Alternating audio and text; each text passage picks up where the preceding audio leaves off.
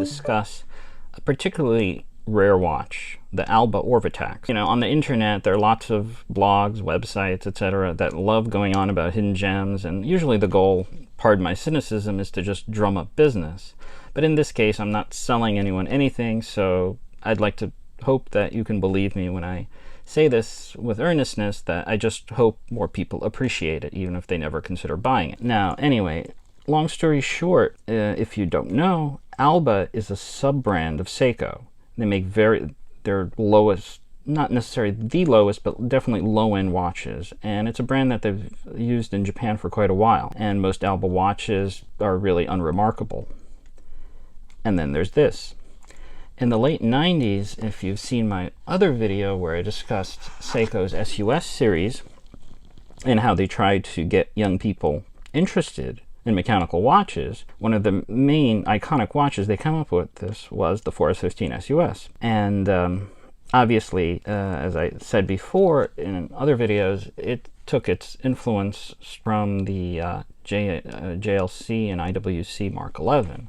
I missed the boat on that one, but here's a Mark 12 to give you a comparison. I always loved the aesthetic of it, especially the handset and everything, and it was really exciting to be able to buy this back when it was cheap because it had a high grade movement, and again, it had a very similar aesthetic to the Mark 11 without obviously being modernized. The Alba version came out in '99, and I believe they only made it for about 1 year. This was from '96, and also was, I think, manufactured for only a year or two. So I imagine that's probably a sign that it wasn't successful. But if you look at these two watches, they have a lot in common.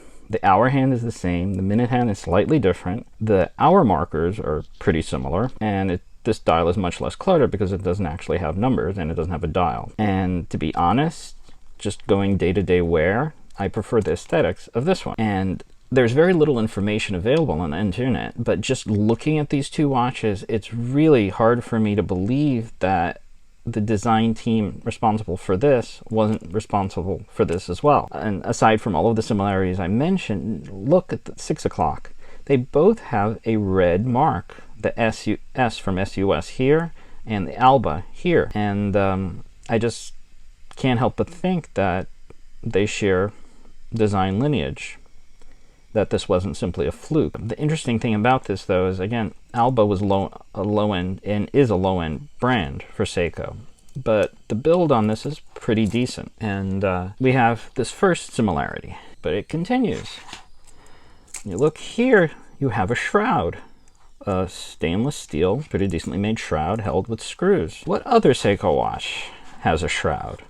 That's one of the many tuna cans. And it's really interesting because what's the point of the shroud and the tuna cans? It's to protect the bezel from being moved when you don't want it to move, hence the partial protection. Well, the thing is, here, there is a bezel, but it's an internal bezel.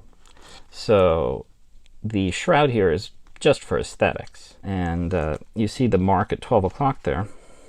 You can rotate it by using the crown at 4 o'clock. Unfortunately, it's super, super fiddly and really, really hard to grip, but it does exist, and I guess maybe if you have longer nails, I don't know. It's not easy to use, and to be frank, I don't use it, but it's nice to know at least it's there. Interestingly enough, on the tuna cans, they just have a cutout for the crown, so it's easy to grip.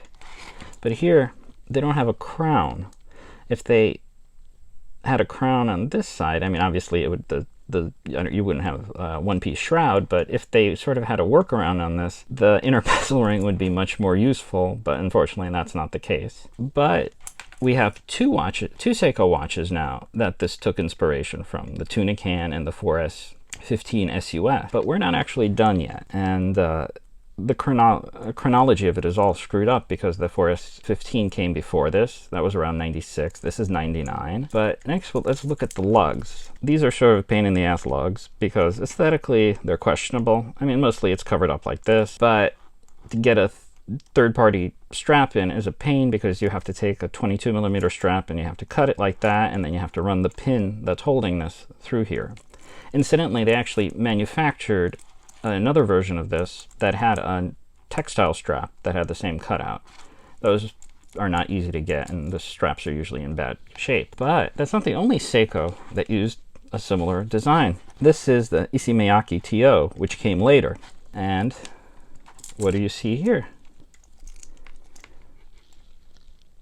Similar design. This is like maybe a millimeter less wide, but the design is the same. And again, there's very little information available on this watch, but I can't help but think that designers who possibly went on to work on this for Issey Miyake's custom design, and obviously the tuna can, and most definitely the 4S15, were possibly involved in the design of this. And you hear sometimes, at least for Japanese businesses, sometimes unique oddball designs are sort of a reward for certain employees, and I can't help but think that maybe this particular watch was an award to do something with Alba that Alba normally doesn't do. Now, the caveat to that is in the late 90s, there were actually a bunch of sort of oddball Alba watches, though most of them, I think, really would appeal probably to maybe teenagers, because they were really far out as far as their aesthetic. This was one of the few